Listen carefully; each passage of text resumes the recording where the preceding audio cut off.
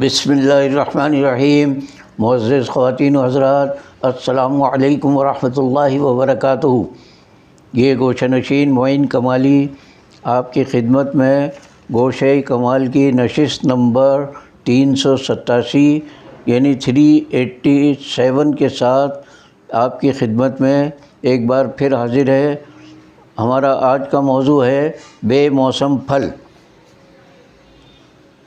اپنی نسل کو جاری رکھنے کے لیے اولاد کی خواہش ہر انسان کی فطرت میں داخل ہے، اور اگر کوئی شخص اللہ کا مقرب بندہ ہے تو اس کی یہ خواہش عام انسان سے کچھ زیادہ ہوگی۔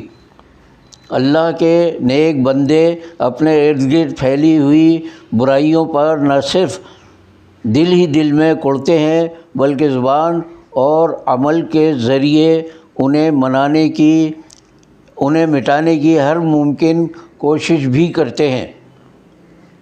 پھر جو ان کی حیات دنیاوی کا آخری وقت قریب آنے لگتا ہے، انہیں اس بات کی فکر اور بے چینی لاحق ہو جاتی ہے کہ ان کے بعد معاشرے کی اصلاح اور رشد و ہدایت کا کام کون جاری رکھے گا۔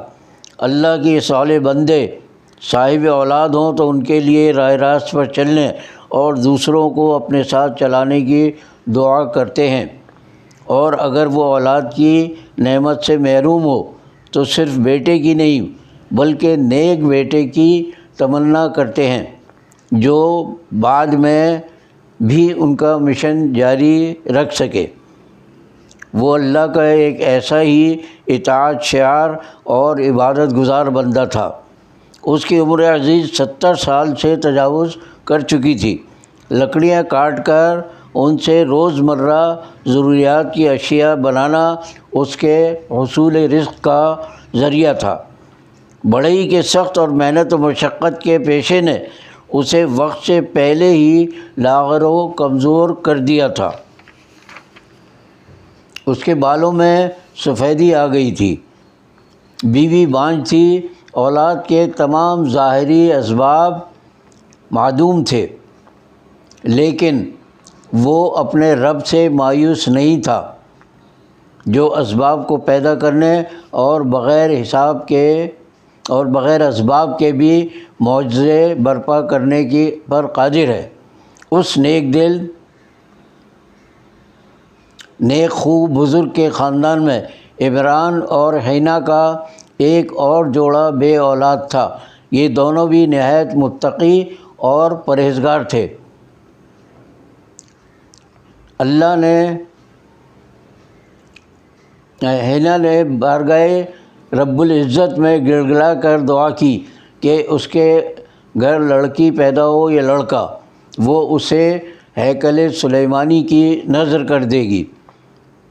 حینا کی دعا قبول ہوئی اور اللہ نے اسے چاند سی بیٹی عطا کی جو اس کے مطابق ہیکل کی نذر کر دی گئی۔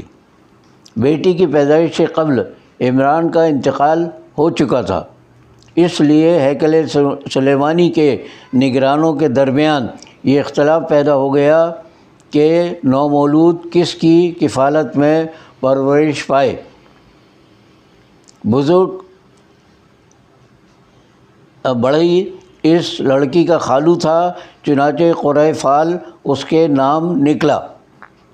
ہیکل کے قریب ایک حجرے میں بیٹی کی پرورش ہوتی رہی جو معمولی ہوش سنبھالتے ہی دن رات عبادت الہی میں مشغول رہنے لگی۔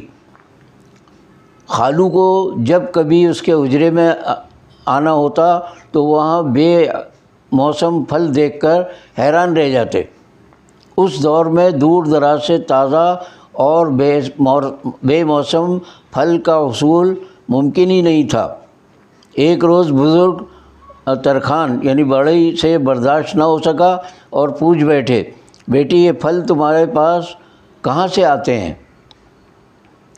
زہد عبادت کی خوگر لڑکی نے جواب دیا، یہ اللہ کی جانب سے ہیں، وہ جسے چاہتا ہے بے حساب رزق یعنی بے موسم پھل بھی دے سکتا ہے۔ بزرگ کو خیال آیا کہ اللہ جب اس لڑکی کو بے موسم پھل دے سکتا ہے تو اس کی قدرت کاملہ مجھے بھی ثمر حیات یعنی بیٹے سے بہرمند کر سکتی ہے، باوجود یہ کہ میں بوڑھا ہو چکا ہوں اور میری بیوی بانجھ ہے۔ اسے یہ بھی معلوم ہے کہ میں اپنی ذات کے لیے نہیں بلکہ قوم کی رہنمائی کے لیے صالح اولاد کا خواہشمند ہوں۔ چنانچہ اس نے بھی اسی ہیکل سلیمانی میں رب کائنات سے رجوع کیا اور اس کی دعا مستجاب ہو گئی۔ اسے بشارت دی گئی کہ وہ عنقریب ایک بیٹے کا باپ بنے گا۔ خالق ارض و سما نے اس کی بانجھ بیوی کو اولاد کے قابل بنا دیا اور پھر مقررہ وقت پر اللہ نے اسے خوبصورت بیٹے سے نوازا۔ یہ بیٹا نہ صرف اپنے ماں باپ کے لیے خوشیاں لایا تھا بلکہ پوری قوم اس معجزے پر فرحاں و شاداں تھی۔ اللہ کے فضل سے اولاد کی نعمت حاصل کرنے والے یہ بزرگ حضرت زکریا علیہ السلام تھے، جن کا ذکر قرآن کریم میں 4 صورتوں کے اندر ملتا ہے: سورہ آل عمران، سورہ انعام، سورہ مریم اور سورہ انبیاء۔ ہیکل سلیمانی میں پرورش پانے والی نیک خاتون حضرت عیسیٰ علیہ السلام کی والدہ ماجدہ حضرت مریم علیہ السلام تھیں۔ حضرت زکریا علیہ السلام کے بڑھاپے میں پیدا ہونے والے بیٹے کا نام اللہ کے حکم سے یحییٰ رکھا گیا۔ وہ بڑے ہو کر نہ صرف اپنے عظیم باپ کے جانشین بنے بلکہ حکومت و نبوت کے وارث اور قوم کے ہادی و رہنما بھی قرار پائے۔ حضرت زکریا علیہ السلام کا واقعہ جہاں صالح اولاد کے لیے ایک نیکوکار بندے کی فطری خواہش کو ظاہر کرتا ہے، وہیں اللہ کے حقیقی منعم اور مسبب الاسباب ہونے کا یقین بھی تازہ کرتا ہے۔ اس واقعے میں ایک نکتہ یہ بھی پوشیدہ ہے کہ اسلام ترک دنیا اور تجرد کی زندگی گزارنے کی تعلیم نہیں دیتا۔ نیک اولاد کی طلب انبیاء و صدیقین کی سنت ہے۔ یہ اللہ کی منشا و مصلحت پر منحصر ہے کہ وہ کس کی دعا فوراً قبول کرے یا اسے مؤخر کر دے۔ عام انسان کہاں جان سکتا ہے کہ اس کی بھلائی کس فیصلے میں مضمر ہے۔ آج کے لیے اتنا ہی، انشاءاللہ اگلی کسی نشست میں نئے موضوع کے ساتھ آپ کی خدمت میں حاضر ہوں گے۔ باقی بشرط زندگی باقی۔